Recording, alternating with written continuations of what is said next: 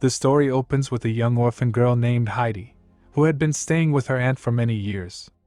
Eventually, her aunt decides she can no longer care for her and takes Heidi up into the mountains to leave her with her grandfather, Alpi. The townspeople fear him, convinced that he once committed a terrible crime. Despite the whispers and warnings, Heidi's aunt pays them no mind and doesn't think twice about whether he might be unsafe for the girl. On their way up the mountain, Heidi, feeling restricted in her formal clothes, takes them off to move freely and enjoy the fresh air. When they arrive at Alpi's cabin, he refuses to take Heidi in. Her aunt acts like she's bringing Heidi back but quietly abandons her and disappears. Once Alpi discovers what's happened, he tries to stop her but fails. Angry and upset, he shuts his house and leaves Heidi outside. Left with nowhere to go, Heidi finds shelter in the barn among the goats and settles there for the night. The next morning, Alpi offers Heidi some goat's milk for breakfast. Afterward, he brings her to the village priest. The priest checks her health and confirms she's perfectly fine. He advises Alpi that caring for Heidi is now his duty. Alpi resists, saying he doesn't want to raise her. The priest then asks for 3 days to find a farmer who might need a child's help. Back at the cabin, Alpi lets Heidi inside. The home is clearly arranged for only one person. Spotting a stack of hay, Heidi cheerfully turns it into her bed and settles in. The following day, she meets Peter, a goat herder who visits daily to take Alpi's goats to the meadows. One morning, Alpi sends Heidi along with Peter, giving her bread and cheese for lunch. She enjoys the outing, happy to be outside under the open sky. While she's distracted, Peter sneaks a portion of her lunch. When she notices, Peter quickly blames the goats, trying to cover up what he did. As they chat, 2 goats suddenly begin to fight. Peter tries to break them up with his stick, but Heidi is upset by this. She firmly makes him promise never to hit the goats again. In exchange, she offers to share half of her lunch with him each day. Peter agrees but begs her to keep their deal a secret. He's scared of Alpi. Later, at home, Heidi begins acting strangely around her grandfather. She even insists on sleeping in the barn. Alpi realizes she must have heard the rumors about him. Gently, he tells her not to judge based on what others say, but to trust her own heart. Could her grandfather really be that kind of man? Heidi is moved by his words. Her doubts vanish, and she runs to embrace him. That night, she happily chooses to sleep in the attic instead. The following day, Heidi heads out again with Peter and the goats. While she's away, Alpi begins carving something. When she returns, she's surprised to see a second chair at the table. Alpi tells her she's welcome to stay. Overjoyed, Heidi beams with happiness. Within days, Heidi warms Alpi's heart and quickly bonds with Peter. Feeling at ease, she decides to cut her hair short. One day, Peter shares that he must start attending school and can't play with her anymore. Still, he invites Heidi to visit his home anytime and says they can play again during spring break. Hearing this, Heidi expresses a desire to go to school too, but Alpi refuses. He knows that traveling to town in winter would be too difficult. As winter settles in, Heidi finds it hard to stay cheerful. Being stuck indoors makes her restless. Trying to help, Alpi carves her a wooden bird toy, but it brings little joy.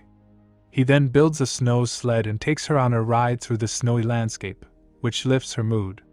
Afterward, he drops her off at Peter's home so she can enjoy some company. At Peter's house, Heidi meets his mother and grandmother.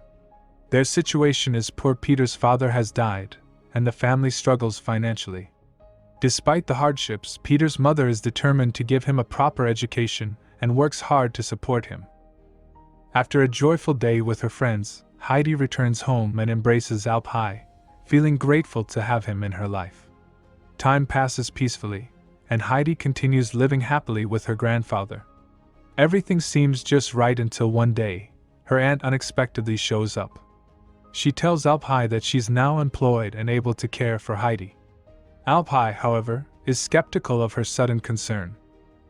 Feigning guilt, Dee pretends to leave.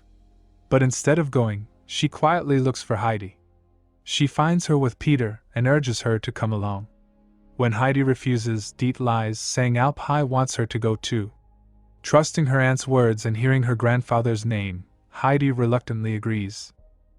Later, when Peter returns with the goats, Alp realizes what's happened. He hurries to town to find her, but it's too late. Diet has already taken Heidi to Frankfurt. They arrive at an elegant mansion, where Diet introduces Heidi. However, the strict governess is unimpressed, thinking Heidi is unrefined and unclean. Diet reminds her that they specifically requested an orphan girl. Heidi's role is to be a companion to Clara, the daughter of the house, who is unable to walk. Heidi eagerly pushes Clara's wheelchair around the mansion. During one of their activities, she accidentally breaks a vase. When Fr. Julian Rottenmeier appears, Clara quickly takes the blame, shielding Heidi from punishment. If Heidi was to stay with Clara, she needed to learn many new things. They cleaned her up and began teaching her how to behave properly in the house. Heidi also started studying alongside Clara. But when everyone discovered Heidi couldn't read or write, they were shocked. Fr. Julian Rottenmeier wanted to send Heidi away immediately but had to wait for Clara's father to arrive. Meanwhile, she ordered the professor to help Heidi learn. In just a few days, Heidi picked up the house rules but still held on to some of her old habits, like hiding bread in her pocket whenever she could. She quickly won Clara's affection and grew very close to her. Clara confided that she stopped walking after losing her mother and was deeply saddened. One evening, Heidi asked the servant Sebastian to open the windows so she could see the mountains. Instead, all she saw were city buildings. Sebastian explained she'd have to go higher to catch a glimpse of the mountains. Heidi secretly took Clara with her, sneaking out of the house. Clara was excited since she had never been outside before. They reached the city tower, and Heidi climbed higher, hoping to spot the mountains. But again, she was disappointed to see nothing but endless buildings. Meanwhile, Clara begins to feel frightened but soon spots a man selling kittens and decides to buy a few. Back home, everyone panics when they discover the girls are missing and rushes to the market to search for them. Sebastian finds them, and Clara quickly hides the kittens under her blanket before they return. Just as Fr. Julian Rottenmeier is about to get angry, she starts sneezing due to her cat allergy. Suddenly, one kitten leaps from Clara's lap, causing Fr. Julian Rottenmeier to panic and climb onto a pole. At lunch, Fr. Julian Rottenmeier makes Heidi stand facing the wall and warns her that next time the punishment will be harsher. Feeling terrible, Heidi secretly gathers the bread she had saved and tries to sneak away. But Fr. Julian Rottenmeier catches her and scolds her, insisting she should be thankful for the comfortable home she has. Despite this, Heidi is more upset by Clara's tears. Clara's health begins to decline, and Heidi feels overwhelmed with guilt. Once Clara starts feeling better, Heidi visits her and explains that she wasn't leaving because of her. As Clara recovers, she resumes her studies and daily routine. A few days later, Clara's father and grandmother arrive. Clara is thrilled to see them, but Fr. Julian Rottenmeier appears displeased. Seeing Clara so happy with Heidi, her father feels confident his plan succeeded. However, Fr. Julian Rottenmeier tries to change his mind, insisting Heidi is still wild and distracted from studying. Clara's grandmother, however, thinks differently. Rather than accepting others' opinions, Clara's grandmother wants to see things for herself. That night, she reads Heidi a bedtime story but leaves it unfinished, hoping Heidi will attempt to read it on her own. Heidi admits she doesn't want to learn because Peter said studying is pointless. Hearing this, the grandmother advises Heidi not to believe everything she hears and to think critically. Since Heidi loves stories, she decides to focus on learning and improving herself. The following day, Clara's grandmother tells her father that Heidi is a kind child, but keeping her inside the house goes against her nature, so she should be sent back. However, he disagrees because Heidi's presence has helped improve Clara's health. Over time, strange noises begin coming from the house, and servants often discover the main door left open.